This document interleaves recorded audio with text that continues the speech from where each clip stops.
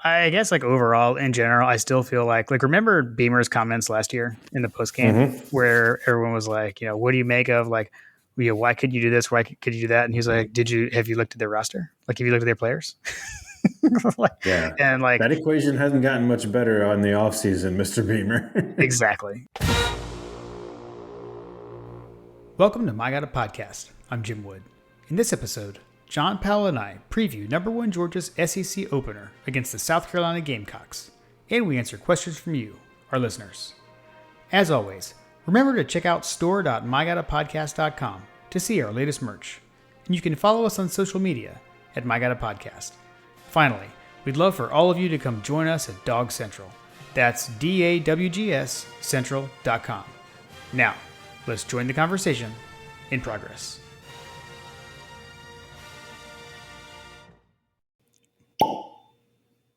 All right, what was that? What just popped?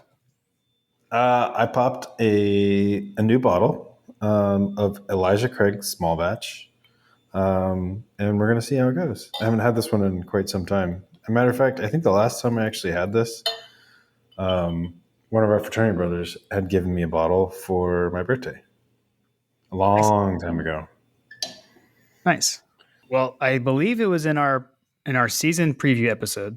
You had mentioned something about me trying lots of new bourbons, and I had mentioned that I had purchased one that I was going to wait for a specific game.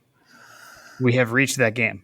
We've reached the game for the special bourbon. Okay, and it's just that I had never bought it before. So for the Gamecocks, I know what this one is. I can already tell. I can see the bottle. I will be drinking Chicken Cock. Chicken Cock. So that's what it went. This is 90 proof. You were correct because I think your joke was like when I said there was a game I was going to have a bourbon for, and you're like Kentucky. So, it is a Kentucky bourbon. So nice. Yeah, I think I've had this like once. I had it like at someone's birthday. I've had it out. I've never had it at home though, obviously. So I actually had that at one of my F3 buddies' house. He purchased it and was like, I don't know, it was pretty good. He was like enamored with it. He's like, it was a cool bottle. And it is a cool bottle. It's got like a bunch of dimples on it, right? Yeah, it is. It's almost like a honeycomb kind of ridges all over the bottle, I would say. You're just hitting for all of the rivals, huh? Honeycomb, yeah, seriously. Chickens. Like, what else we got on there? It was pretty good from what I remember. I think that one's a pretty consistent shelf, grabber. You can grab it off the shelf. Pretty straightforward. Yeah, it's good. I just had a sip. I like it. I think I'll be adding this to the rotation. Excellent. Are you gonna have? So you got the chicken bourbon. Are you doing anything special for the games food wise? Are we doing spatchcock or something like that? So I was actually, it's funny. I hadn't even thought about that until today, actually, and it was. I love that our brains work the same way because it was actually earlier today. I was like, "Ooh, I get to have the chicken cock bourbon tonight," and then I was like, "Wait, if I have the special bourbon for this game, like, do I need to cook anything?" I doubt I'll do a spatchcock chicken. What I would like to do though is chicken wings, because I definitely enjoy. I've got I do like a kind of like a twice cooked wings on my big green egg that I like to do, where I smoke them. I smoke them just in a rub, and then I take them off. I cook them all the way through in a rub. Take them off, toss them in sauce, and then put them back on on high heat, like directly on the flame. And what I really like to do, I don't know that I'll do it this involved this weekend, but what I really like to do is do it multiple times through. So I'll smoke all of them indirect, like a big, however many I have, but then I'll take smaller batches on the high heat with various sauces. So I'll do like the first one with just barbecue sauce, and then I will toss the next batch into that same bowl that had the barbecue sauce, but add something a little hotter. And so I just add a hotter sauce each batch. And so like the last one is like crazy hot, but has a little bit of every sauce throughout the process. So that's what I like to do. I don't know that I'll do that. But now I really want to after just talking through it because it's That really sounds good. amazing. Sounds amazing. You sold me. And You take shipping orders. right, yeah, seriously. And Lily actually really likes wings. She doesn't like that last batch, but that would make her happy. So um, she didn't like Mom's casserole last night. No offense, Kim. It actually was excellent. But Lily's not a Mm, casserole person, so maybe I can kind of get her spirits up with some wings this weekend. excellent, excellent. Carter likes himself some wings.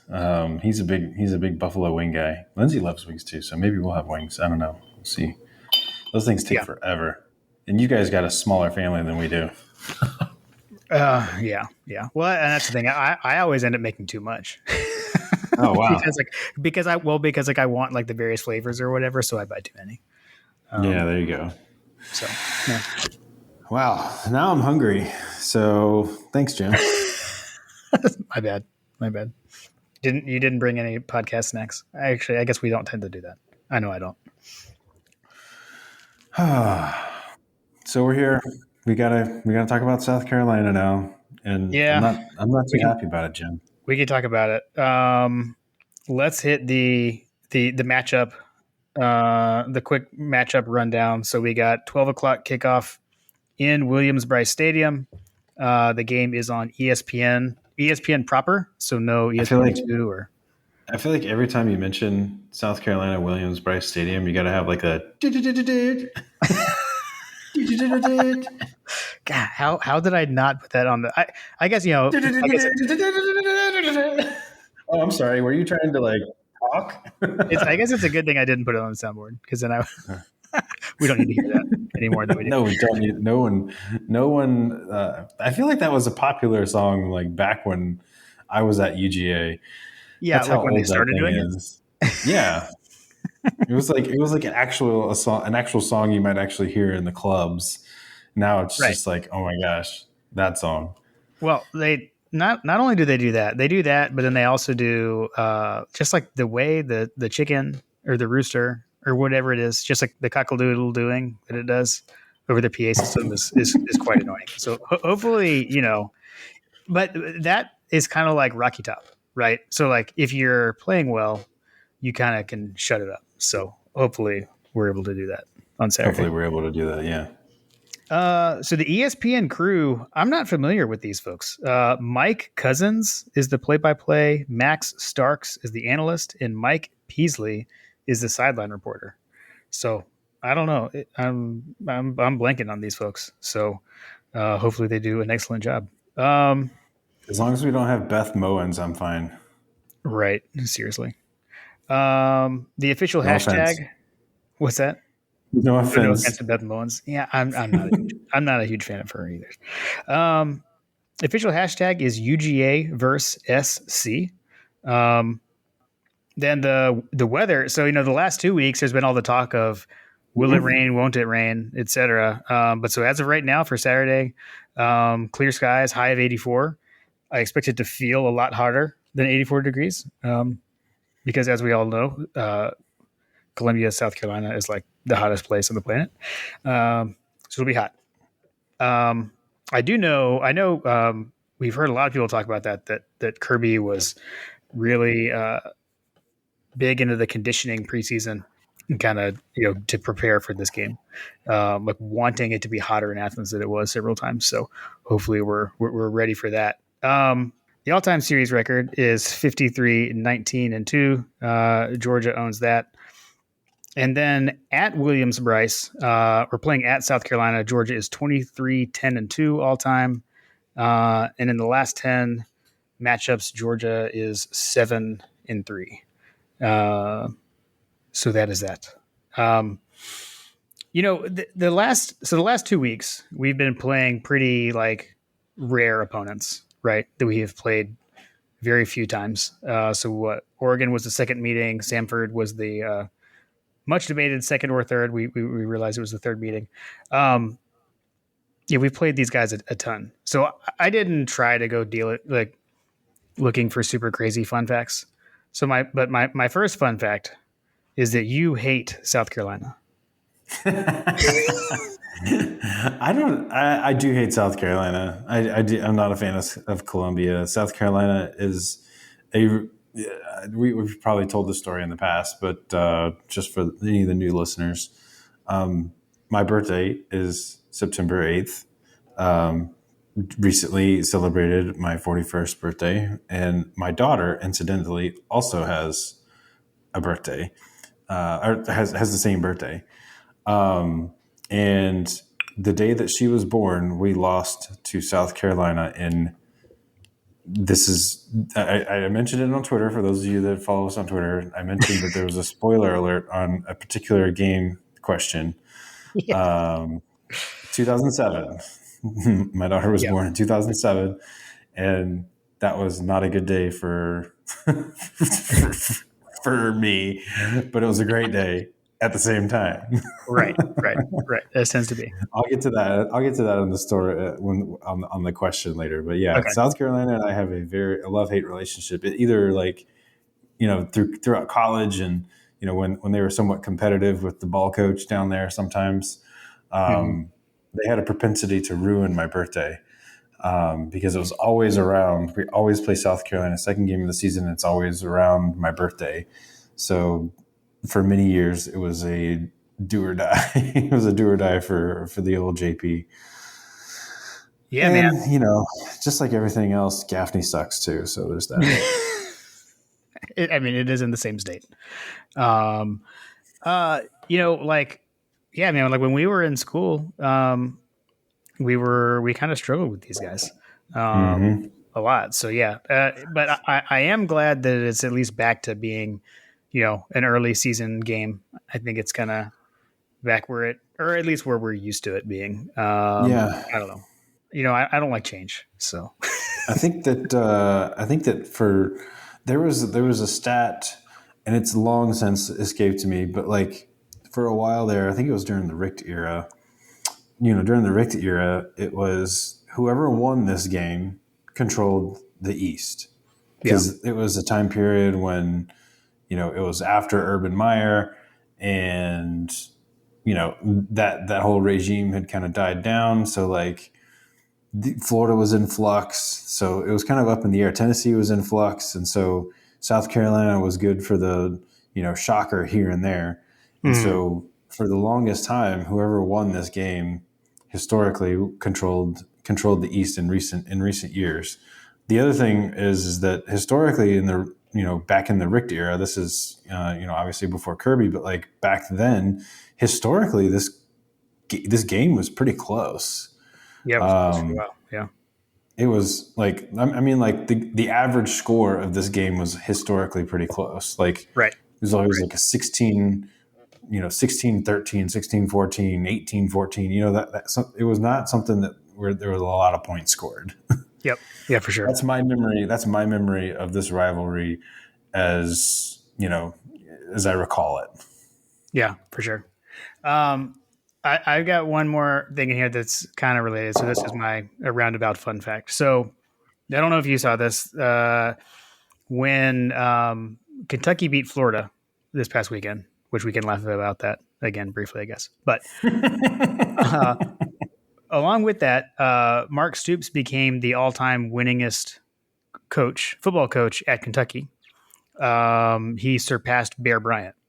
So Bear Bryant had actually been the all-time winningest coach at Kentucky. So up until this weekend, Bear Bryant, uh, like had the he was the all-time winningest coach for two programs, um, and that is no longer the case, obviously, right? Since Stoops is now holds that for Kentucky, but there's another coach that had that, and there's a tie-in here. Who was the all-time winningest coach at two programs?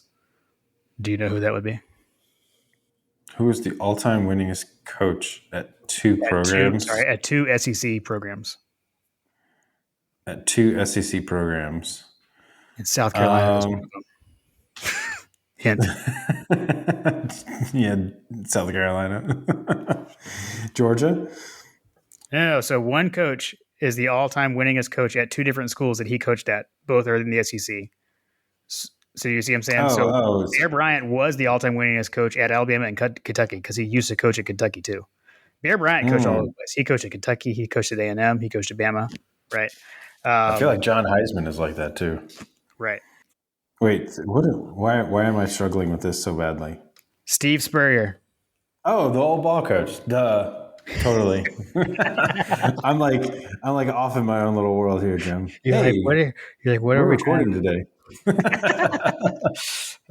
so that was my little fun fact. Um, the only other thing I had was Cock Commander. So I felt like we didn't totally do this justice the first time we talked about it. So to recap, here's what happened with the South Carolina mascot. The South Carolina mascot, its name has been Sir Big Spur. This is a live rooster mascot, right? Big So Spur. the family that owned the rooster, they also owned the rights to that name, Sir Big Spur. They sold the chickens to a new family, or there's like a new family that's going to be the caretakers of said rooster. And here's what's going on. The on the top of a rooster's head, they have what's called a comb. Okay, it's like the red thing on top of their head. And Okay. the owners of Sir Big Spur used to they called it let's see, they would clip the comb, okay, because they said it's a fighting gamecock, and people who actually like fight chickens, they clip the combs because the comb is up there on top of the head, it can bleed, etc. um, they Uh, did it to make it actually look like the mascot. However, there's actually like so there's way more to this than I realized. There's actually like a reason why the new owners are saying they don't want to do it. So like that comb on top of the rooster's head acts as like a heat regulator. It helps them cool down. So they're like saying it's mean. It's not good for the rooster because it like it's a live mascot in South Carolina, which as we said, Williams-Brice is so hot. So they're saying like we won't clip the comb. And so then the old owner said, okay, well then you can't use the name Sir Big Spur. So that's what's going on. And so now like the university is saying like they want to own the rights to it. So that's where the whole thing came from. So then, there was an article in like one of the local newspapers, and they were talking about, it was in the state. And so they were saying like, what should they name it? And there was a poll, and Cock Commander won the poll. But I'm going to give you, obviously that's not what it's going to be. I don't even know what it's ended up going to be because that's much less important than I the voting mean, that's rights. what we're all going to call it, right? It should have been that. Other options were Cluck Norris, Cluck Norris. That's a pretty good one. Marco Pollo, Cock Doodle Dude was another option. uh, and then Captain Cluck. So those are some of the other ones. But obviously, Cock Commander should win. I mean, It's like, obviously, right. I don't you even, can't just have a naming contest and not actually name it the winner. right. Exactly. Seriously. So Everybody's going to call you out from that point there's forward. actually like a story behind Cock Commander too. Apparently, there was like a headline in the student newspaper years ago, Uh-huh. where there was like a picture of I think, isn't it Cocky? I think Cocky is Isn't the Cocky the little mascot, like their hairy yeah, it's dog, like their version of hairy the hairy dog? dog. Yeah, yeah, yeah.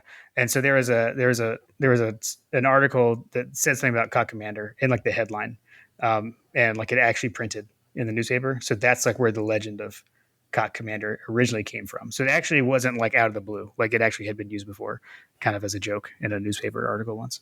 That's the student newspaper. Interesting. So I digress. That's all I got for the fun facts. I don't know that I have any fun facts either. I mean, Like I shocking. said, Like there's nothing interesting about this school. amazing. Okay, we can move on to news and notes. Don't have a whole lot here. Um, uh, let's see here. Kirby got asked about Georgia being number one in the AP poll, and Kirby said it only matters at the end of the year. I'd rather worry about us executing a combo block correctly than worry about our number one ranking. So way to Hmm. go, Kirby. Um, and then the down thing here is we had talked about wondering what the AD Mitchell status was, and Kirby said definitely will not be able to practice today. We're hopeful that he's able to make it. So, want want. As we know, hopeful Hmm. is the Kirby kiss of death. But go ahead. It's the kiss of death. Yeah, I was about to say. Yeah. So that and we had also already heard from Graham today. Graham Coffee had reported for Dog Central that AD was going to be out with an ankle sprain. So the hopeful lived up to that. And then on the South Carolina side, so Shane Beamer did say on Sunday night that South Carolina will be without I don't even know Jordan Strahan and Mokaba, and then Cam Smith also went down against Arkansas in the second quarter with an injury, and he never came back in. So those are three pretty good defensive players. I know Cam Smith is pretty highly touted, so we'll see if he's able to go, but not the best news coming out of Gamecock camp there.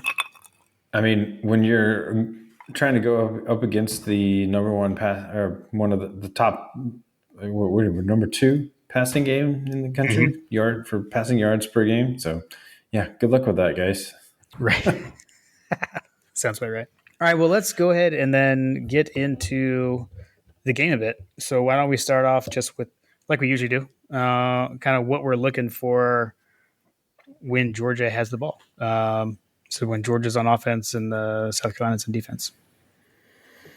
So when Georgia has the ball, I'm hoping that when Georgia has the ball, they continue to showcase this Heisman hopeful, dark horse Heisman candidate, Stetson Bennett, in Yes. their games because we were concerned that he wasn't going to be able to put up anywhere near the Heisman type numbers that he did against Oregon, and still threw for 300 yards against Sanford in a shortened game. So Yeah. I would love for him to continue to hit 300 yards per game because that would shut up a lot of people, particularly as we get into the meat of the SEC schedule. Yep. I think at this point, I'm not like writing off Arik, but like we had mentioned last week that we were hoping to see some more playing time from some of those guys. I don't Yeah. know that we're going to see a lot more of him in this game, just based on what we've seen production wise out of the tight end group so far. Yeah. I think that's fair. But that said, I've mentioned it. I'd still have concerns about this offense's running game, which I believe Kirby had some comments about something. I heard he was talking to some folks today. Did you hear that? I think you got to have a run game to win tight ball games. To be a good physical team. And I have there's not a lack of confidence in our run game for me. I think people look at statistics and that's all they look at. I look at it as what have we asked our guys to do, and there's a lot of things. No offense, that you guys don't understand about football. When you talk about passing and yardage, I would say probably 30 to 40% of the plays you're calling a pass or yardage is a run play. And they could be very successful run plays. The question is, are they more successful as a run play, or are they more successful when we decide to throw the ball out of that run play? So the evaluation for us is those plays are running plays. And a lot of times we put them in rushing yardage because they're actually replacing rushing yardage. I know that's really complicated, but that's the way we look at it. So we're not evaluating it just alone on how many times we rush the ball. I don't know if you're able to follow that, John, because that was very complicated.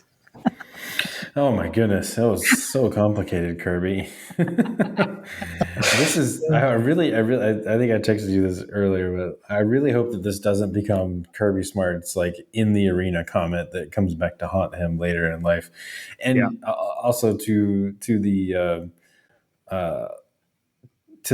our current administration from a presidential standpoint, like changing the definitions of what things mean, like oh, we're not in a recession, or we're not in a recession, even though like we have decades long of definition of what that actually means. We're just going to change the definition of what running game is right now.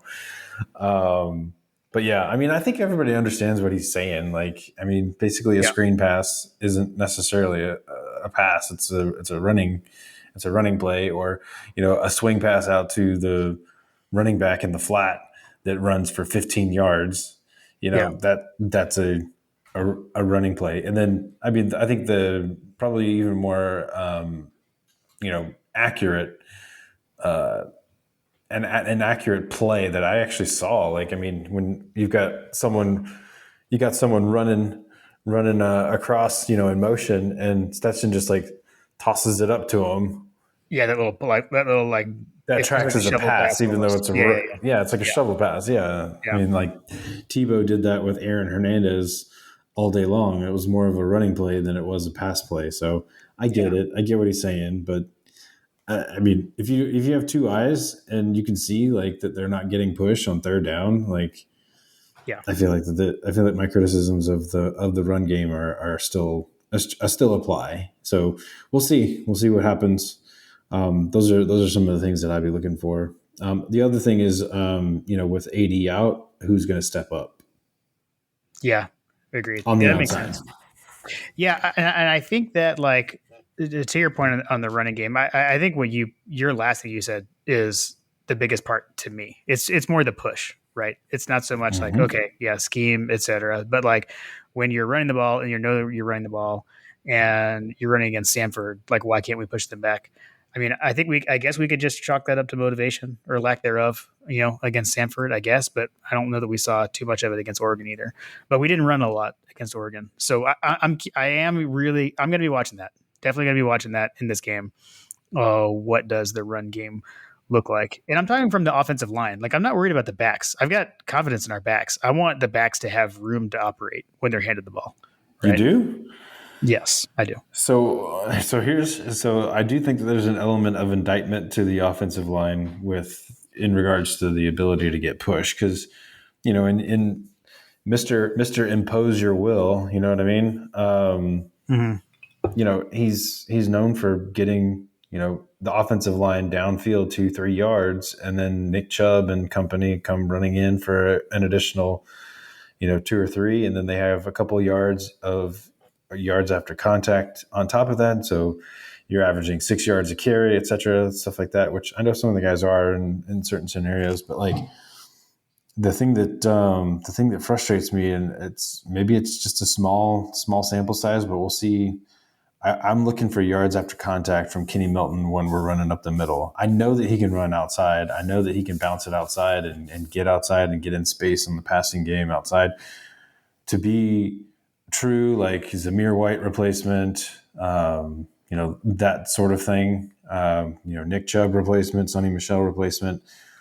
In my opinion, I am still looking for someone along the running back core to break tackles, get yards after contact. But like right now, I feel like, and you can watch it and track it because we watched it even during the Samford game, which is part of the reason why this is a concern because the Samford defense is not as good as the defenses we're about to play. And he would run and there would be an instant contact and then on the ground immediately. Like no Are we like talking? fall. Sorry, I want to pause really quick because I think you did a hybrid back, which I actually would like to call them that. I think you said Kenny Milton, and I could have heard it wrong. But are we talking about Did I say McIntosh or Kenny Milton? Milton? I Kenny think McIntosh. okay, Yeah. cool. It's just double But checking. it also kind of applies to Kendall Milton too. But like Yeah. mostly it's Kenny McIntosh, like because he's the feature back at this point right now, right? Mm-hmm. Like Yeah. Yeah. he's gotten the lion's share of the carries. Right. Yeah. I did feel like from what I recall, Milton I think looked a little bit better to pivot or just to go to the other lead back. I thought he looked pretty good, like finding the holes, et cetera, because I felt like he struggled with that a little bit against Oregon. But I honestly though I never did. I did not rewatch the Sanford game, full admission. So I'm only going off what I saw in the stadium. Um, and then to your point about AD Mitchell being out, I think we keep talking about Kieras and asking about Kieras. I do think one of the issues there is like Kieras is lining up in the slot. I think that's where Ladd is tending to be lining up. So as far as like replacing Mitchell, I'm not sure if they would do that with Kieras or not, depending where he's been practicing, like if they want to keep him in the slot. And so I think Roseme had been lining up opposite of Mitchell. So I'm not necessarily sure it's him either. I mean, I think Dylan Bell or Meeks are probably where we're looking there would be my guess. But obviously, we never doubt Kieras on this podcast. Would love to see him make something happen in this game, like we know that he can. You called it out earlier. Georgia is second in FBS with 395 passing yards a game. I would expect that to continue here. And in the highlights that I watched from South Carolina against Arkansas, and I talked to my dad about this as well. Like Arkansas bullied South Carolina around. Um, so when we're talking about that push, right? Like Arkansas was certainly able to do it. So let's see if Georgia can do it. And then I saw a familiar face in those highlights, by the way. Matt Landers was like making plays all over the place for Arkansas. So like, good for you, Matt Landers. That was pretty fun to see. That's hilarious. I will point out though that South Carolina, South Carolina is going to be the toughest passing defense that we have played all season long. So Okay. watch this space for our ability to run the ball if they're able to even like showcase. I think they've got the number. Let's see, where is it at? Yeah, it's the number. They've got the number 15 passing defense through year to date. Yeah, and I think that's supposed to be the secondary is supposed to be their strength, I believe, from what I can recall. But yeah, and that's the thing, right? Is like Arkansas was just bullying them and running the ball. I mean, they were throwing too, but with their big quarterback, they were down with Jefferson. They were doing a lot of zone read and quarterback runs and a lot of power. But there are huge holes to run through to succeed that way. So yeah, I'm not sure we're not going to have the same game plan. Yeah, I mean, South Carolina, their scoring defense is not super great. I mean, granted, Oregon's played Georgia, but they're not too far off from Oregon in terms of their defense. Sure. South Carolina is number 89 in the country, and Oregon is 100. So just looking at the comparisons there from a defensive standpoint, Georgia Tech is actually ranked higher from total defense, believe it or not, than South Carolina, which is interesting because that means that South Carolina has a pretty decent passing defense. Just rounding out the numbers there, right? Mm-hmm. For them to have a top 20 passing defense, that tells me that the run game is where they're getting gashed. Yeah. Because that's what I noticed when watching the Arkansas game was how easily they were able to run the ball on South Carolina. So that's that's something from an offensive standpoint for Georgia. Like that's something that I'm for sure going to be looking for is like, look, this is the game to run some yards. Yes, agreed. Apologies if I missed my moment, but really quick on your AD Mitchell question and like who can we step up? I have to add a quote. I heard a quote today. If we can't beat South Carolina without AD Mitchell, then we might as well be Alabama. Rip dog. That's what my dad said to me today. We might as well be Alabama. That's amazing. Excuses University. Awesome. Georgia should be able to. I expect that this is going to be. I don't know. We'll see. We'll see how the cards lay out, but I expect that we're going to be running the ball a lot this weekend. Because South Carolina had out of 131, football teams in the country, South Carolina is ranked 129 in rushing defense. They're giving up almost 250 yards rushing per game. Okay. My only caveat there is we're only 2 games in, and their second game was against Arkansas, and that's like what they do. So that might be skewing it a bit across 2 games, and then the other factor is just like, what do we do well, and that seems to be throw the ball. Although Kirby would tell us that we don't know what we're talking about. So yeah, I'm interested to see them. And I don't know, we've been airing it out, so I kind of expect that to see is as Kirby says on these statistics. I think we'll still see it as more passing, but Kirby might consider it receiving. A couple of names to look out for: Jordan Birch, linebacker, is the leading tackler, and I don't know, like their defense doesn't look super stout there. We talked about the secondary. Only guy with a pick thus far this year is our Marcellus Dial. So just heads up on a couple of guys on defense there. Right. Okay. You wanna flip over to when South Carolina's got the ball?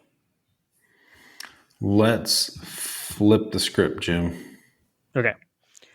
I mean, I guess I can go first. I mean, for me, it basically is kind of comes down to Spencer Rattler and what's he going to do against us.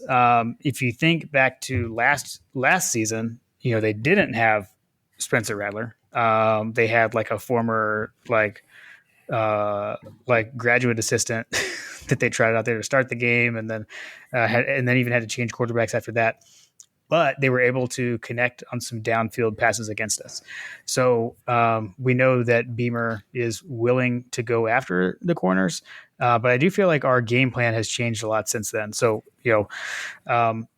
the secondary got a lot better after that last year. It's much improved, and we've all seen the clips of I know Dan Lanning's not here anymore, but him preaching in the national championship game, we're not going to get beat deep. We're not going to let them get behind. We're not going to let them get behind us. And I feel like that's the way we've been playing. Keep everything in front of you. That's what we did against Oregon for sure. So what I'm going to be watching for though is, can we get pressure on Rattler? Because if you watch that Arkansas South Carolina game, when he's got a rusher in his face, it severely affects him. And I don't know what to make of Spencer Rattler at this point, right? I mean, his big year was in the COVID year, right, at Oklahoma. And then the year after that, he ends up losing his job, and then transfers. So I don't know. I'm not sure what to make of him just yet. Maybe we'll find something out on Saturday.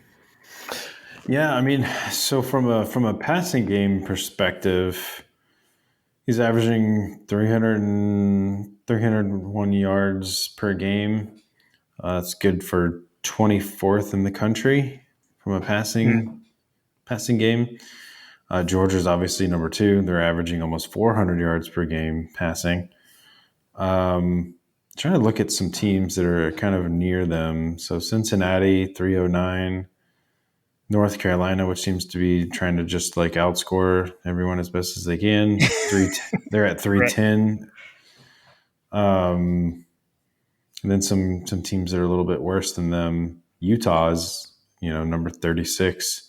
They played an SEC opponent recently and got kind of surprised. I'm just trying to get some. Ohio State. Ohio State has less passing yards per game than South Carolina. So I don't know. I think we've got some small sample sizes, obviously, are impacting some of these numbers. But at the end of the day, they're the number 24 passing team in the country.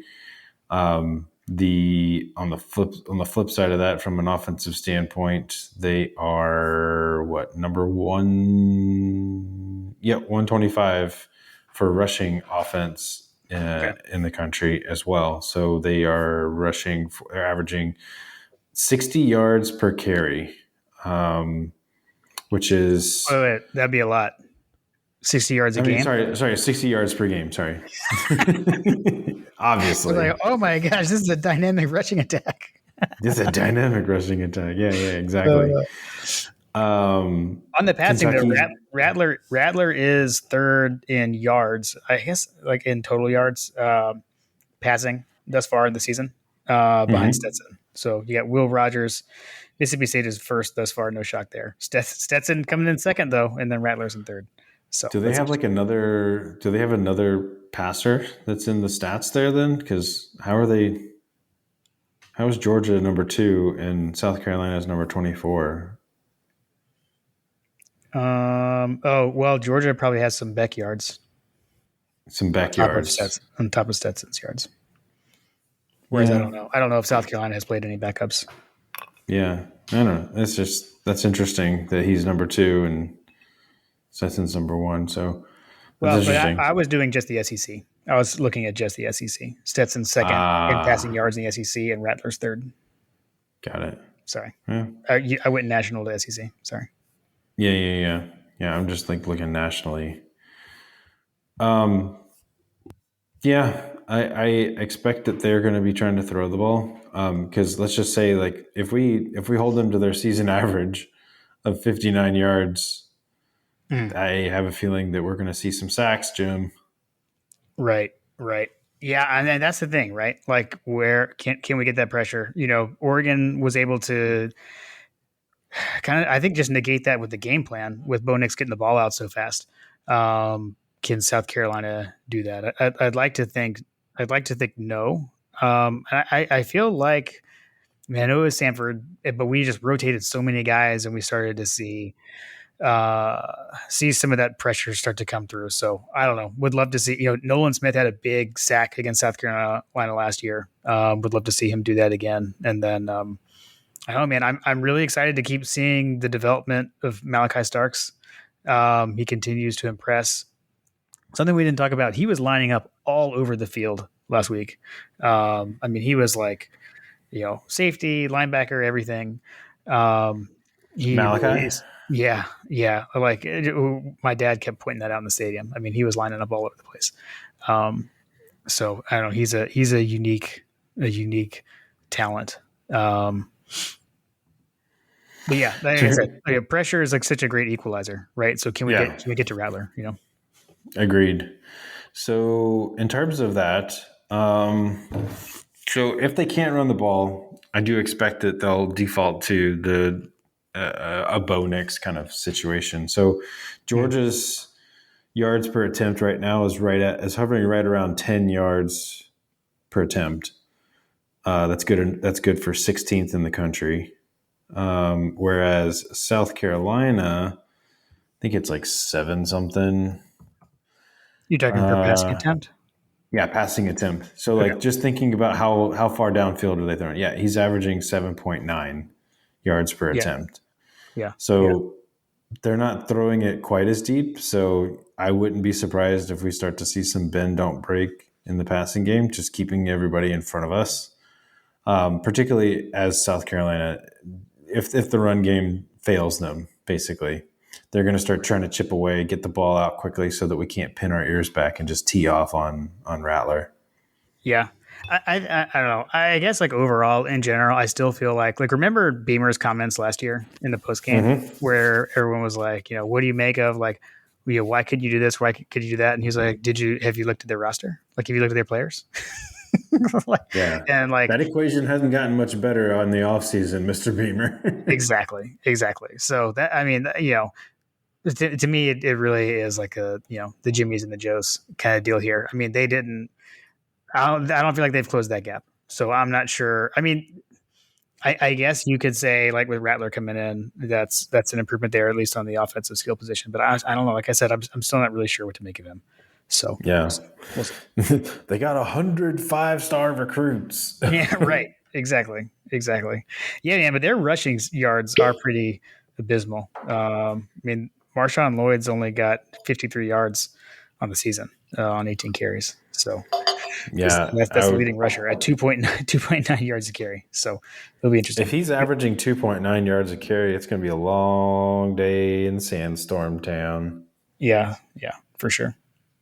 As far as special teams, I don't have a whole lot. The only thing I'll call out is their kicker is Mitch Jeter. He is 3 for 3 on field goal attempts.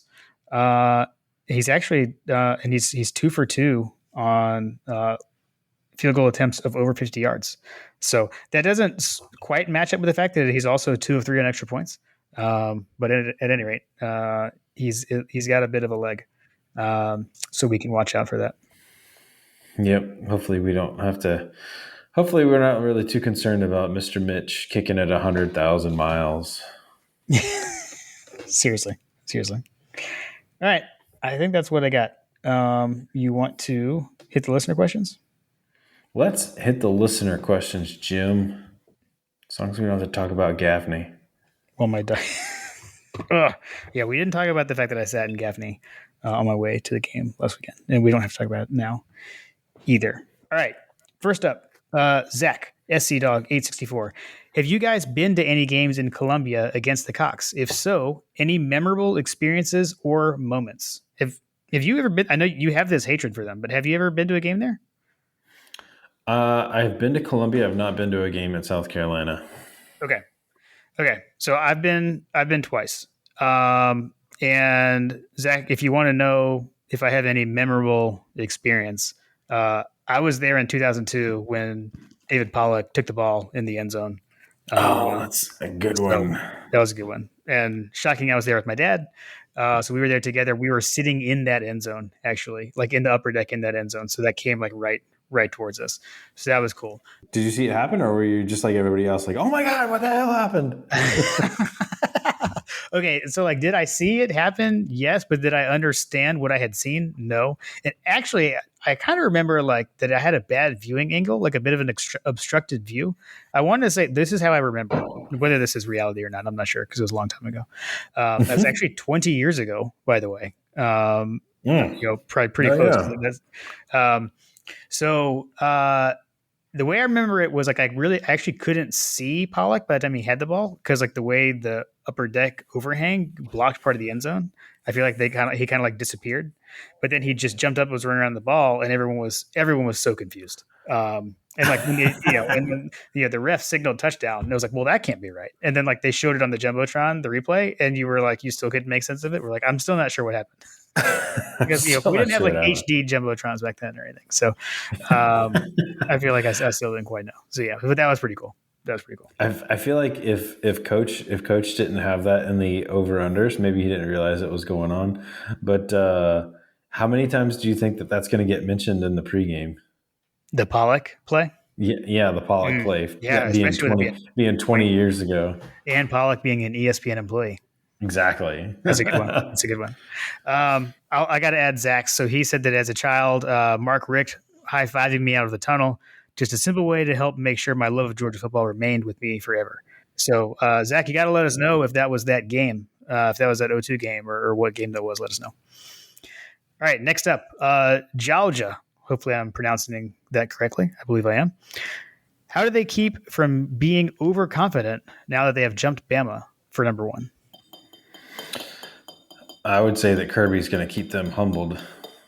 We're Yeah. going to have a several days worth of press conferences of him talking about how awful the practices were, and how they need to get right. Like they can't block, they can't tackle. Like all sorts of gamesmanship is going to be going on here to try to keep those guys motivated from a week to week basis. So I'm sure they're going to hype up Spencer Rattler being a transfer and how JT and he'll correlate it and all those kinds of things. So and Yeah. he'll talk about Burrow transferring. He'll talk about he'll talk about whatever he needs to do, whatever little wrinkle it's going to take to cut an edge into them. Great. Right. Yep. No, I like that. I would agree. I don't have anything to add to that. I think that was perfect. Let's see. 51-7 GATA, which by the way, I forgot to mention this. He came by and we talked at the end of the Sanford game. He stopped by where I sit and we got to have a little chat. So that was cool. So it's good to see you. 51-7 GATA. Excellent. Let's see. Considering how the Dogs are a big favorite Saturday, I figured I would bring back some terrible memories to get people focused. We have now reached what you were talking about earlier. Which loss to South Carolina was the most frustrating? And his options were 1993, 2007, 2014, and 2019. I'm going to let you go since I kind of gave mine away a little bit, but you give me yours. So, saying the most frustrating, using that word, I mean, I'm going to say 14. I'm going to quickly say why not 19. 19 was probably the most ridiculous one. Like that team had no business. And so that's crazy. But 14 is the most frustrating one because I get frustrated when it's the coach's fault. And on 2014, like I feel like the coaches are the adults in the room and they should put the kids in the best position to win. And they did not do that in 2014. And I'm a big Mike Bobo defender, but like you got Todd Gurley, just give the guy the ball in 2014. And when we got cute, as we know, we could have it sometimes, and ran we ran a screen pass or something, and Hudson Mason got flagged for intentional grounding. So not only that happened, but then like we basically stopped South Carolina to get the ball back, and that's the picture that 51-7 GATA included was the refs like measuring with with a post-it note or whatever, like with a card to see if they had gotten the first down or not. And like to this day, I swear that South Carolina did not get the first down because like the card went in between or whatever. Like it didn't look like it. Then they gave it to them. So whatever. So I'm going to go with 2014 for frustrating. That's funny. So mine is obviously 2007. Again, daughter was born, but unexpected loss. I think that was the loss that was the first loss that triggered the demise of the 2007 campaign, as I recall. Yep. It's what started everything. Had we won that game, we most likely would have had a much better. In my opinion, I think that it changes the whole outlook of the season, the motivation, everything. Well, at the end of the season, and it's hard to do this, but if everything else after that plays out the same and Georgia wins that game, then I mean, I think we go to the national championship, or we're definitely in the SEC championship, and I feel like we would have won that game. So it makes a huge difference. It makes a big difference, yeah. So this game, I'm sure that hopefully Kirby's using that as motivation to Right. talk to these boys about how full of yourself you can be, because that's probably the best example, right? Because we were preseason number 1. Well, that was the next year. It was close. So because that Oh, 7 we finished that's right. 2, yeah, which kind of That's right. catapulted us to be number 1 preseason 8. But in 7, yeah, I mean that was the one. I mean, Tennessee we lost there too, but that one was kind of like I think they were kind of rallying around Fulmer or whatever. But that 7 game, God, now I feel like I gave the wrong answer. I'm telling you, dude, Man, that one that was frustrating. 2007 game was brutal. Well, because there were so many things. Like there was there was a lot of drops in that game, and like there was I think like Stafford like overthrew Noshawn was like wide open on a wheel route, and Stafford overthrew him, and then there were multiple drops in the end zone that could have sealed that game. So I changed my answer. You were right. I sold you. I sold you on it. You're like, touche, salesman. Well, now I'm like so frustrated right now just thinking about it. Right? You got me worked Seriously. up. Yeah, that's All right. right. So I'm gonna paint you a picture, Jim. Okay. Okay. So that 2007, obviously, like, we were coming in. Um, I had high hopes. I don't remember exactly. Was Stafford? Stafford was like the clear starter, right? He was. Yeah. So that was his true sophomore year. So he had kind of, we were coming off that Peach Bowl comeback win over Virginia Tech. Um, and yeah, I mean, we didn't quite know what we had, but we played a really good game against Oklahoma State in the opener and beat Yeah, Oklahoma State pretty sound. And so then we were pretty like sky high. And that's when you started to hear kind of like this coaching staff thinks we've got something good here. exactly. And Yeah, I mean, I think we beat Oklahoma State to start the season. yeah, They were ranked. Weren't they ranked? I can't remember if I they were think, yeah, ranked they or were not. ranked. I mean, yeah, they weren't as Yeah. good as they were when we played them a couple of years later, but or at least Okay, so I went back and looked. So we were preseason. We were preseason number 13, okay. and after we beat Oklahoma State, we moved up to 11. So I was kind of close. To just add another one onto it. All good. So I was riding high on that. I actually, Lindsay and I actually went to the Oklahoma State game. Oh, nice. I was there. As a matter of fact, Carly was my oldest was Lindsay was pregnant with her at that Right. game. Oh yeah, yeah. So And yeah, so like a week away, like just about to, right? exactly, Wow. yeah, Yeah. yeah. A lot of things wrapped up there that we'll have to save that for the tailgate, but. Okay. But yeah, no, we won the Oklahoma State, and I Yeah. was riding high, man. I had the pink UGA outfit laid out. Like, I had my game day attire. I think the way that it all kind of happened, it was kind of like sudden, right? It was a little rushed on our part. Again, a story from another time, but yeah, like that. I went out. I wasn't prepared. I had to go out and get a 6-pack of beer and like smuggle it into the hospital because they said that there's no alcohol allowed. So I'm like, I've got this little tiny cooler, and I went out and got, I think it was a Newcastle 6-pack. I wasn't drinking bourbon at the time, so I got like a Newcastle 6-pack and like smuggled it into the hospital. And I'm sitting there holding my daughter, drinking my beer, watching my hopes and dreams for the season just completely evaporate. And I do distinctly remember at one point Lindsay coming over and saying, "Give me the baby. You're too loud." Right. Oh man. Okay. So you win. You're correct. We'll go with that one. 2007 is the correct answer. I'll have to find those pictures so we can share out for a little visual. Nice. What my now 15-year-old looks like. Hey, and she was at ATD Tailgate. Shout out. Mm-hmm. Fletcher Proctor. We clearly win this year. God, Fletcher, easy. This is a Munson. We're disciples of Munson. We can't say such things, but I'm just kidding. Seriously. But how much would the current Georgia team be favored by over the 2010 or 2012 Gamecocks? So those were they were very good in those years. 2012, let's see here. I'm trying to think. So 2010 is the year they won the East. And then 2012 is the year that we won the East, but they actually crushed us. So that was that was the game that we made the ill-fated tipped pass that Chris Conley caught against Bama in the SEC championship game, right? Like that year. But South Carolina actually killed us because they jumped on us early, had like a punt return for a touchdown, and it was at South Carolina. It was the quintessential Mark Richt loss. Yeah. The inexplicable Mark Richt loss. Yep. Yeah.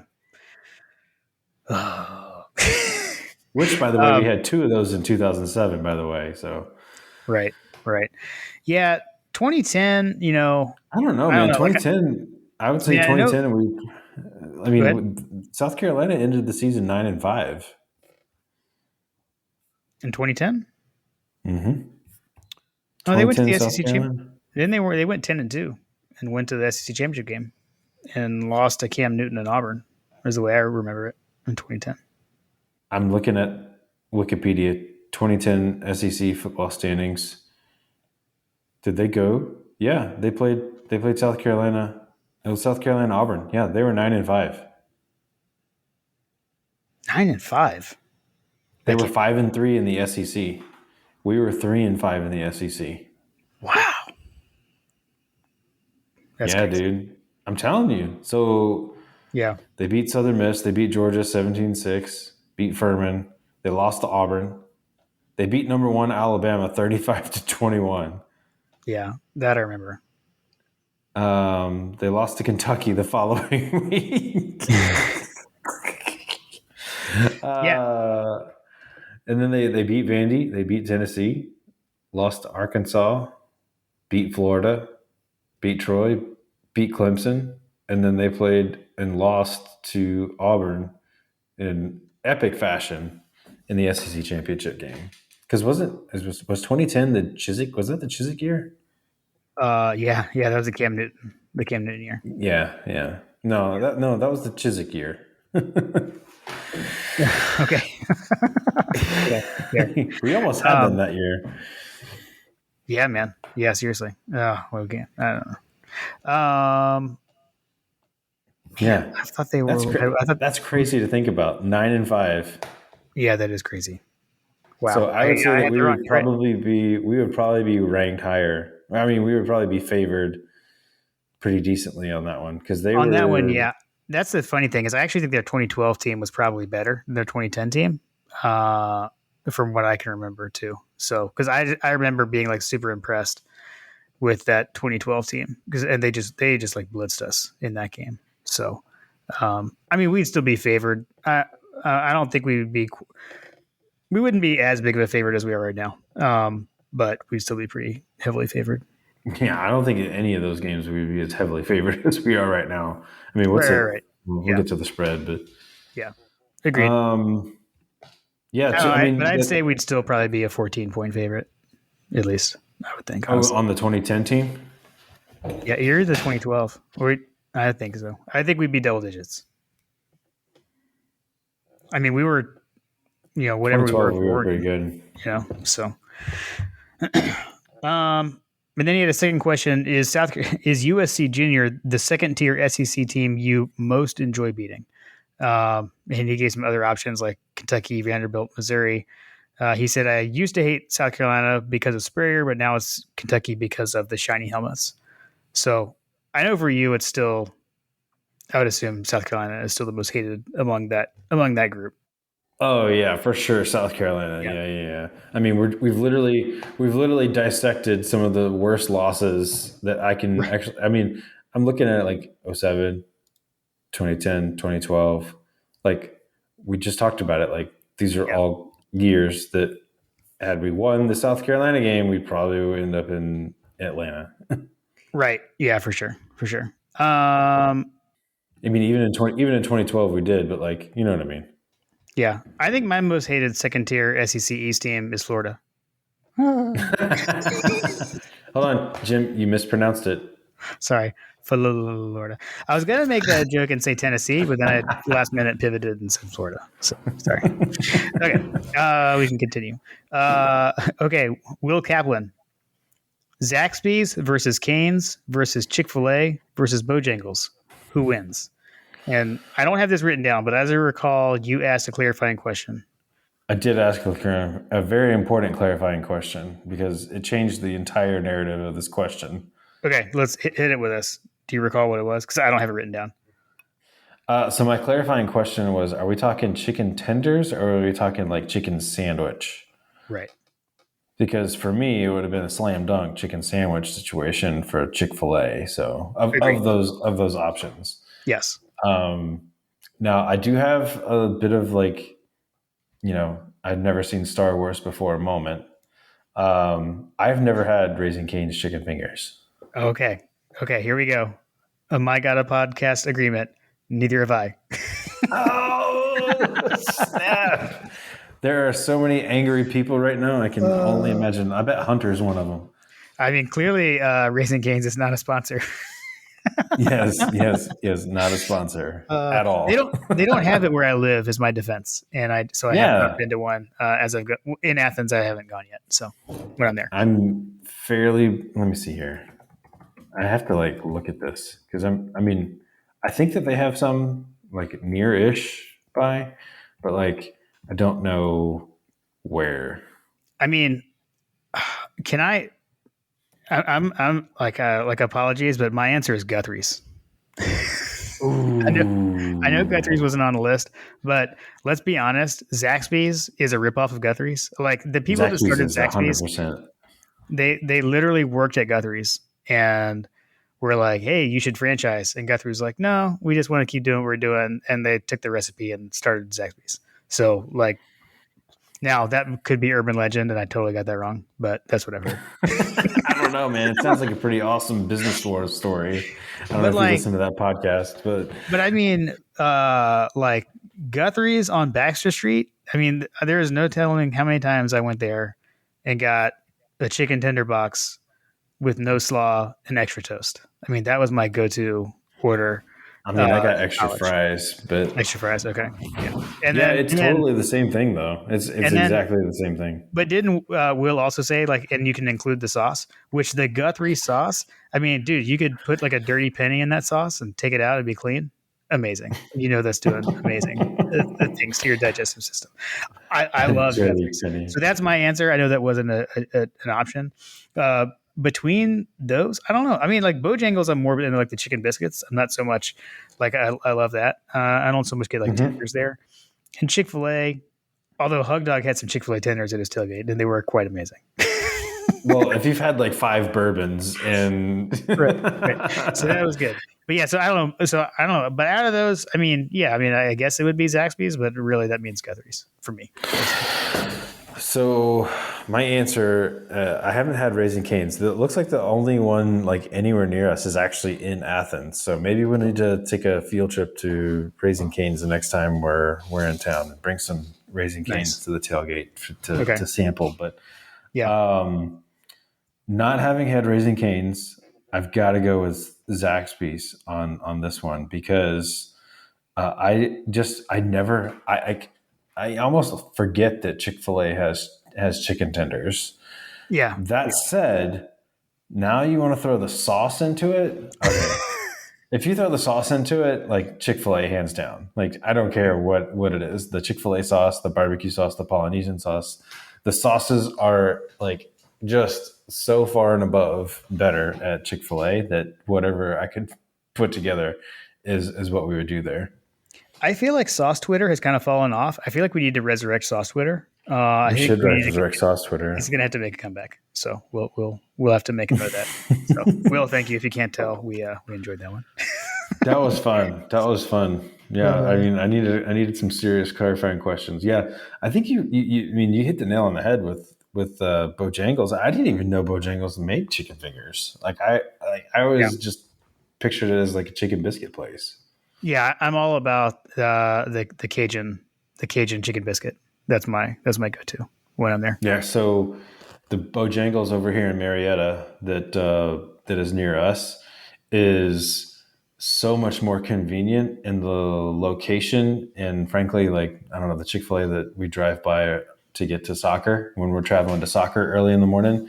Mm-hmm. So when Carter's got to be in Gainesville or wherever, like at 8 in the morning on a Saturday, it's so convenient for us to just fly right into Bojangles, boom, in and out, get a chicken biscuit, and we're gone. Like that's like our one of Carter's and I just little secret sauce breakfast. Nice. All right. So I actually mentioned our next question asker, and I didn't even realize, like I wasn't looking and realized that was next. So Jason Huggins, Hug Dog, chimes in with two questions. First, will South Carolina score a touchdown on our first team defense?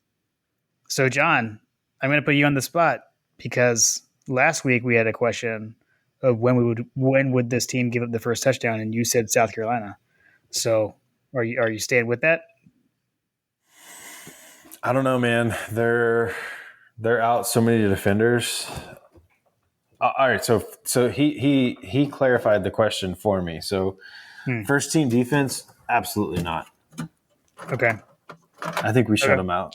I I mean, it would not surprise me, and it looks like that.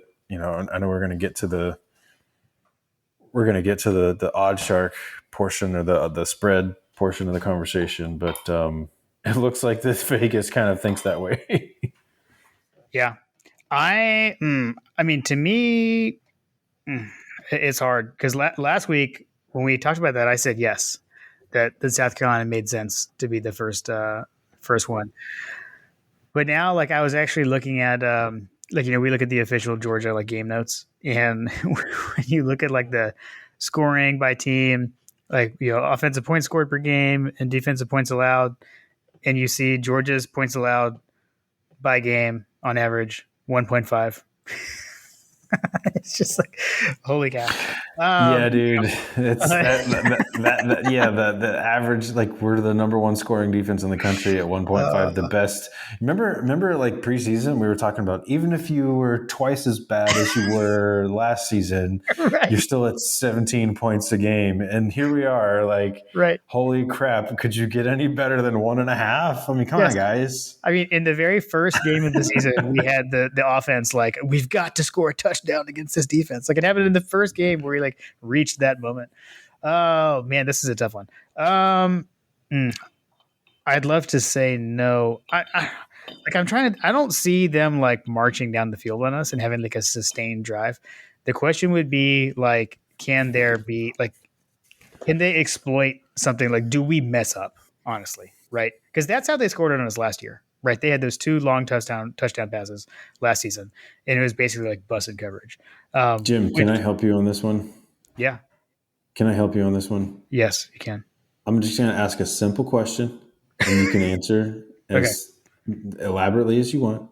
Okay. How many first-round draft picks do you think is on this defensive team right now? Ooh, on Georgia's? Mm-hmm. Oh, man. A lot. Do you think that anybody on the field is going to mess up? I mean, youth. I'm talking about youth, like because a young person could mess up. But let me ask you this. Let me ask you another question. Okay, hit me with it. Who has the most snaps on the defensive side of the ball to date this season? Malachi Starks. And how old is he? True freshman.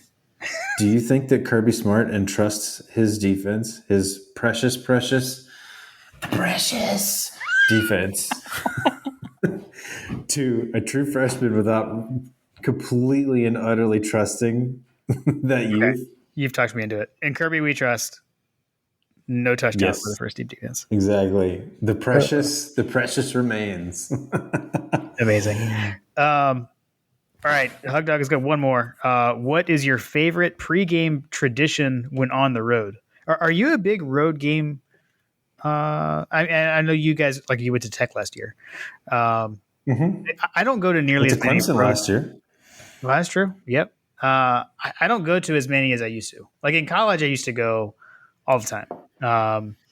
I aspire to someday get back to that because I do have like a bucket list. I'd like to go to every stadium in the SEC, like go see Georgia play. You know, if Georgia's playing somewhere that I haven't seen them play yet, I'd like to go. Although I think I'm going to already not do that this year probably because I've never been to Mississippi State, and we're going there. But at any Mm. rate, do you have anything that you like You're to not do? really missing anything. Yeah, I mean, I wouldn't necessarily say it's an away game thing. It's more of a pregame thing for me, and it started last year with Clemson.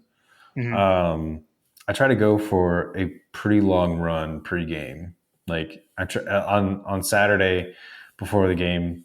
Admittedly, the Clemson game was pretty rough for me because I had been drinking bourbon the night before. But um, Shocking. the yeah the so I try to go like for example this past week I went for like a 6 mile run like an hour or two before the game. Okay. I don't know. I've gotten to a point now where I'm just like, if I don't do something Mm-hmm. before the kickoff, whether it's go work out or go run, I get a little antsy. And so like, Yeah. I didn't go work out the way that I wanted to on Saturday. Um, and Maybe that's why just Stetson was a little off. ancillary like noise, but like a bunch of guys did some races and stuff, and I didn't think I was going to be able to go, but like anyway, I got a little FOMO, and so I went for a long run to Mm. overcompensate for myself. Mm. Um, but yeah, like I was like sitting around, I was like, okay, I gotta go run. And I told Lindsay, I was like, hey, I got everything squared away. I got like an hour or two before the game. Like I'm gonna go run, and then we're gonna get the food for the game and stuff. So Nice. um, I was that's saying, what I do. well, and I know you're also have now been known to find an F3 group and when you're out of town and do an That F3 is out of town true. workout. So well, I know you did Yeah, that for in sure. Charlotte, and you couldn't convince me to meet you. Sorry. Well, in your defense, it was a little far away, Yeah, and it yeah, was a little early for Precious over there. that's true. And you couldn't have just like, yeah. Then you got to drive back and all that Right. stuff. So I had out of town family. I had out of town guests. They were coming to the game yeah, with me. So fair. you need your beauty sleep, Jim. I get it. This is I true. get it. This is true. I Um, I don't know that I so much have one either, honestly, as far as like when on the road. Well, I guess it doesn't even necessarily mean that I'm going to the game. Um, I'll tell you one thing that I've gotten into actually if I'm going to a game, I will like save the podcast that I like to listen to, and I will listen to them when I'm en route. So like for example, last weekend I had saved 100 Sanford with their Champ Bailey interview and listened to that on my way to Athens. that's a good one. Actually, so another thing that I will tend to do, like I like to do something that will pass the time.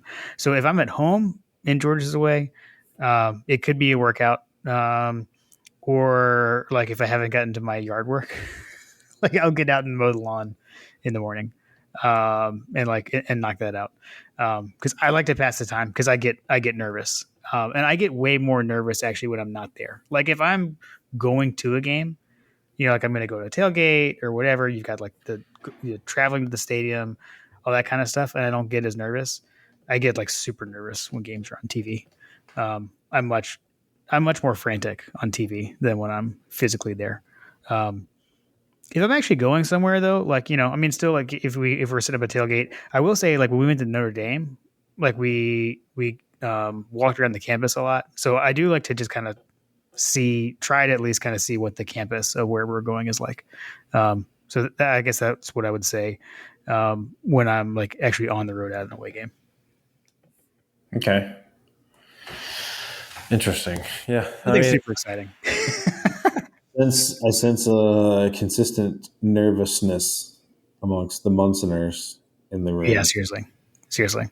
Um, Not that I was nervous about Sanford, but it's just like I don't know. right. People Yeah, coming over, people coming over, and it was just like, yeah. I just want the game to start. I don't know. 4 o'clock felt like such a long time to wait to play for Sanford, which I appreciate for those folks that were traveling. Like 4 o'clock, I feel like is like the perfect game time.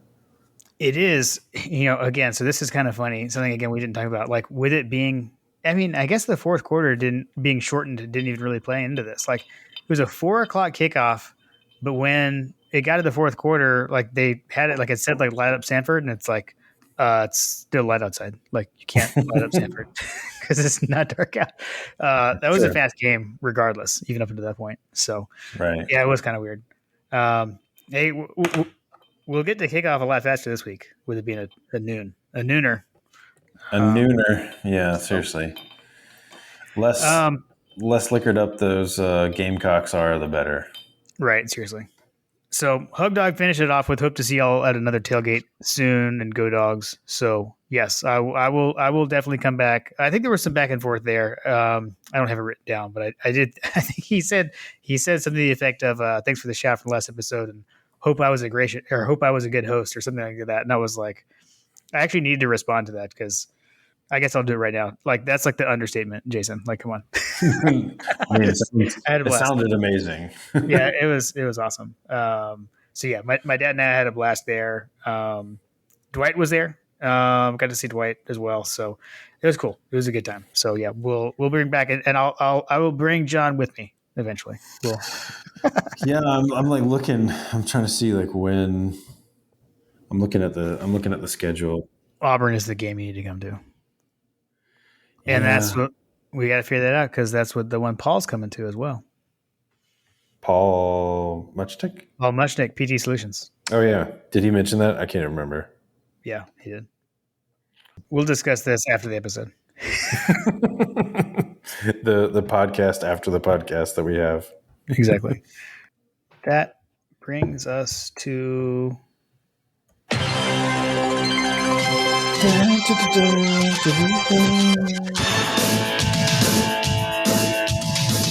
Did we confirm that this is his music? oh my gosh, how are you like reading my mind? I was about to say I mentioned that I saw Coach Drillville at the Sanford game and he was like, Jim, don't change the music. So it sounded like, at least for now, we're gonna keep the music. It is still the SEC's music. It's kind of like, we're defending national champions until we aren't. This is the SEC on CBS music until it isn't. So I can appreciate that, Coach. I don't blame you, Coach. That's phenomenal. I feel like the only if I were in your shoes, the only way that I would enhance that is to have like Ron Franklin like narrate something over the top of that. That would just be like the quintessential John Powell's like how I remember SEC football as a youngin, Right. As a youth. as a youth. All right, so it is time for Coach Trillbill's over unders. If you couldn't tell from the music, so we will start with the offense.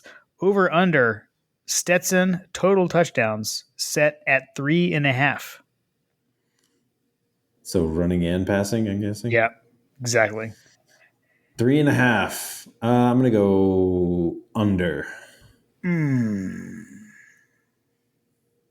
I only get one disagree to disagree per episode. Do I want to use it now? The fake rules of the fake. So because I could see like 2 passing, 1 rushing, and that's at 3, and that's the under. Do you need me to sell you on it? I'm gonna go over. Over. I think he's gonna throw for 3. No, I just changed it. Under. I was about to say on the top 20 passing defense. Right. Okay. So we're both under there. Let's see. Total rushing touchdowns over under 2.5. Over. Interesting. I'm gonna go over as well. Total passing touchdowns over under 3.5. Wait, I thought we already did that. Oh, passing. Okay. Yeah. 3.5. I'm gonna go under. Okay. Same. See, because I got now I'm just like keeping track with you. Sorry, John. Um, Is it defense. because of my commanding lead so far? Well, but see, I could do that and like go opposite of you. I could fade you, right, to try to catch up. Yeah, But yeah. no, I'm trying to do what I actually think. I'm trying to not worry about that. Okay. Let's see. Because this So is very important. It's super competitive. There's a trophy at the end. I'm this sure. is super serious stuff. Okay, now that coach is actually tracking it, like I'm totally overthinking it. Yeah. Defense points allowed over under 13 and a half. Push. Nah. Uh, All right. Defense allowed under. okay, I agree. Under. Forced turnovers by our defense 1.5. Forced turnovers. Mm-hmm. Hmm. I'm gonna go. I'm gonna go under. Okay, I'm gonna I go don't over. like. I We don't finally like got to that. disagree. We finally got to disagree. I don't like it, but I'm gonna go under. Okay, I'm gonna go over, and then Okay. sacks over under 1.5. Over. Agreed. I'm gonna go over. Okay. Special teams over under touchdowns or blocked kicks. So it could be any combination of either a touchdown or a block kick over under 0.5. Over. Okay, I'm gonna go under. And cock commander references on the telecast over under 0.5. So this can include signage by students. Clarifying questions. So you said so it's just references on the broadcast. I'm guessing. Yeah. Okay. To cock commander. I'm gonna go. Wait, what was the line? 0.5. 0.5. I'm gonna go over. Man. Okay. I'm gonna fade you on that one and go under. Ooh, but like if someone holds let's see but it's at South Carolina. There could totally be a student with a cock commander sign. I mean, think about all the signage that people will have in the stadium. I don't know. I'm still gonna go under because I feel like I can't. Because trying to catch even up. if the broadcast crew like mentions it like offhandedly, Right. you've hit it. Yeah, that's it. That's it. That counts. That counts. And I may live to regret this decision, but that's okay. I can live with it. I will say too, I feel like I'm at a disadvantage here because as I said earlier, I have no idea who these broadcasters are. And maybe I'm just like not in tune with the new broadcasters these days, but those were not familiar names to me, you know. I feel like that also helps the over in this regard because they just won't know what to do or say, right? They could be trying to make a name for themselves. Exactly. So they're going to say cock commander on TV. So it's possible. It's possible. All right. Well, Coach, we used to always say reminder that we don't track these, but now, hey, reminder, Coach tracks them for us. So Coach is tracking them for us. much appreciated. All right. So we come to our predictions, our final predictions for the game. So the line is Georgia is favored by 24.5 based on where we're looking. And the over-under for the game is 52 points. So that gives us an implied score of Georgia 38.25 to South Carolina 13.75. So somewhere in the vicinity of like 39 to 14, something like that is the implied score. As we know, not a sponsor, but we do tend to look at OddsShark. Their predicted score is like 40. I'll just use their numbers: 47.6 to 9.2. So that's what they've got. So they're predicting a Georgia win, a cover, and the over. As you can hear from my pause, I'm not exactly sure what I'm going to say about this one. I feel like my maths are not going to add up. That's okay. If they don't work with your Coach Trillbill's over unders, that's okay. He Seriously. doesn't check these. These aren't. This is just us. I mean, to me, the main thing, like as far as like winning the game, like this is definitely one of those like any given Saturday kind of deals, right? Like Georgia absolutely should win this game. Like you said earlier. Well, I pointed out Beamer's comments from last year, and your response was, "What's changed?" Right around the talent, and I'm with you there. Like that has not been. It hasn't been significantly close. So I fully expect Georgia to win this game. We're the better team. We've got the better talent. Um, last I checked, this is something they used to always say about Saban, but last I checked, Kirby Smart has never lost to a former assistant. So I expect that streak to continue. I just don't see. I I don't see, like, I have questions like, can we run the ball on them? Right? Like, what's the running game going to look like? Things like that. But I don't question like, can we win? Like, I feel like Munkin's going to figure out something. You know, like he's going to be able to scheme around this and be able to put up the points. So I'm going to go Georgia. I'm going to go like I'll go 42-9. Oh, you rat bastard! Is that what you have? I was gonna go 46-9. Hey, I got a podcast. We like to agree. That's why we decided to have a Georgia podcast together, right? I know, right? Like if we differ too much, we'd be like, screw that guy. Seriously. So, all right. So we talked a little bit about like some meals and such, but what do you guys? What's on the slate for you this weekend? Like how's Carter? Like, is there? Yeah. Yeah, well, we're still in the concussion protocol. So we had a doctor's appointment today to get him looked at. And to be perfectly honest, sorry, Paul, if you're listening to this, but the doctor that he referred us to, I did not like what he had to say. Mm-hmm. So I had an epiphany that one of Carter's Olympic team parents, which I knew this information, but for whatever reason, just never registered. But one of Carter's Olympic team parents is a big doctor in Atlanta, and he's a U.S. national soccer team trainer, doctor, coach, whatever. And I called him up, and he said that there was admittedly some problems with how concussions are treated in the state of Georgia, which tracks with some of my experience with a lot of different people. But Yeah. he got me on a elite soccer player kind of specific plan of action here for the next week or so. So he may end up playing this weekend. He may come out of the. I'm not going to say hopeful. I'm not going to say hopeful. But he may be ready to go for Saturday, depending on how he progresses the next couple of days. For Matt, shout out Matt Pombo. For anybody in Atlanta, I recommend Matt as a concussion doctor if you ever have such needs.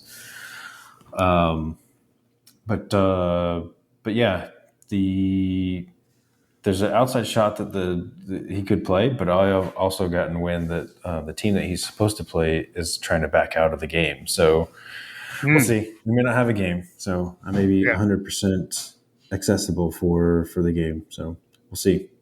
Gotcha. Yeah, I mean, so this is the first game for me to not attend. So I talked about what I might cook. I will probably we'll see how the weather is here. I'll probably do my back porch setup and do my pull out the TVs. Super jealous. Do Super the jealous multiple of that TVs. setup. Yeah, so we might have to pull that out. I don't know. It would be great to have like an all day kind of deal and maybe do some s'mores at the end of the day. Even I don't know. We'll see. We'll see. I don't know. Get crazy. Yeah. We'll figure it out. We'll figure it out. Yeah, but so I mean, I haven't been at home for a college football Saturday yet. I mean, not counting week 0. No offense to those who cheer for teams that played in week 0, but yeah. But yeah, I don't know. I'll probably end up doing something with chicken. I know that Carter is a huge fan, and frankly, all the kids are, of white chicken chili. That's a big popular item in our household. My wife has a bunch of chicken. We got all the ingredients for it in the grocery order recently, so I have a feeling that's what we're going to be cooking. Got it. I'll tell you, we will be doing bean dip. I can guarantee that because wait, hold on. Is it Panda's bean dip or is it bean dip? Well, sorry. Yes. God. Nice correction. Yes, we will be doing pandas bean dip. Okay, because Yes. there has to be a distinction. Like Yeah. if it's bean dip, then that's fine. But Right. no Fair. offense to other bean dips, but if it's pandas bean dip, this is a whole other level. Well, that's fair. Yeah, I'm glad that you called me out for that one. Yeah. So yeah, we'll be doing that. I know Ella actually wanted to do it this last weekend, but then I ended up going to the game, and so I don't think they did it in my absence. So we'll do that. We can maybe get the wings to keep Lily happy with the wings, and do some bean dip for Ella, something I'm like trying that. to think. I'm trying to think. Did you guys do Pondus bean dip at Clemson? Have I had Pondus bean dip? I can't remember. What I can't believe is that you didn't have pandas bean dip in college. Like it was legendary around the fraternity house. It's possible. Stu Smith was like obsessed with it. It Yeah. wasn't branded for me at that time. Well, that's true. Well, that's because I was like old. I was old and not around as much. That's my when bad. when Sorry. were you at the fraternity house, Jim? Look, I was an old man at the time. I was already an old. I was already an old in I college. mean, let's just throw it out there. Yeah. I am kind of Uh, perusing. I'm kind of perusing like the schedule to see if there's anything else that jumps out at me.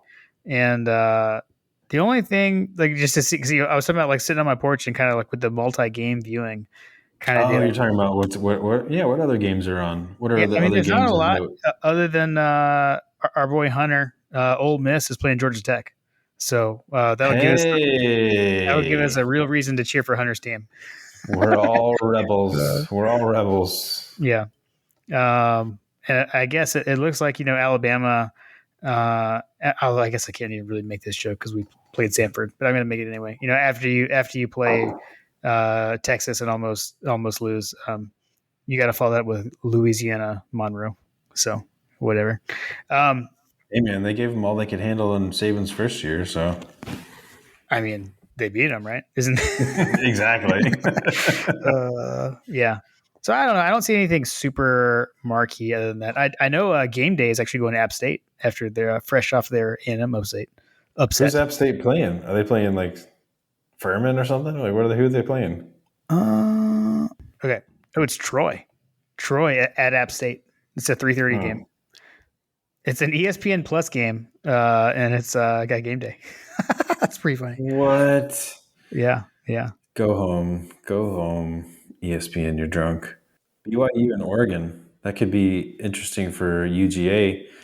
yeah. They True. play at 3:30. That's a pretty big game for Georgia, just because you want BYU to you know you want Oregon to beat by BYU. I'm assuming if you're a Georgia fan, because you want that resume to get built up. Right, for sure. Because BYU Yeah, is coming off of beating a ranked opponent too. yeah. They had a big win. They had like that crazy overtime game, right? I think I'm getting that right. And then you got the Big Ten SEC connection with Penn State playing Auburn.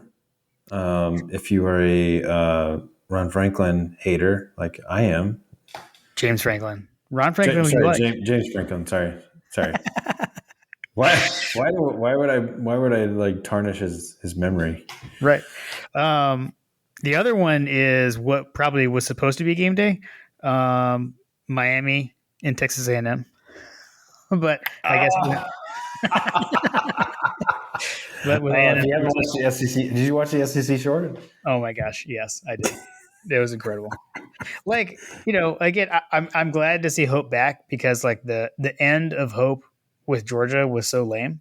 I feel like there was a huge miss. I feel like that character deserved better than the way they Yeah, did it. Franklin's sort of the Georgia exactly. character, but whatever. Yeah, whatever. They're Bama and Auburn guys. But so anyways. Well, cool. All right. Well, yeah, we don't always kind of go around and talk about other stuff, but that's a bit of what else is going on in college football. So yeah, man. Well, Hope will be. I'm not gonna use the word hopeful. I'll just say keep me posted on Carter. Let me know what the deal is, and I'm sure we'll be talking all throughout the game, like we always do. Yeah, absolutely, man. All right. Well, it's fun as always. I know you don't like these guys. I do not. No, I But don't care. I don't care for South Kakalaki. that's right. That's right. But hopefully Kirby can keep that clean sheet against former assistants alive and come out on top. Dogs come out on top of Shane Beaver.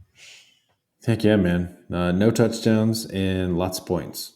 Go Dogs. Go Dogs.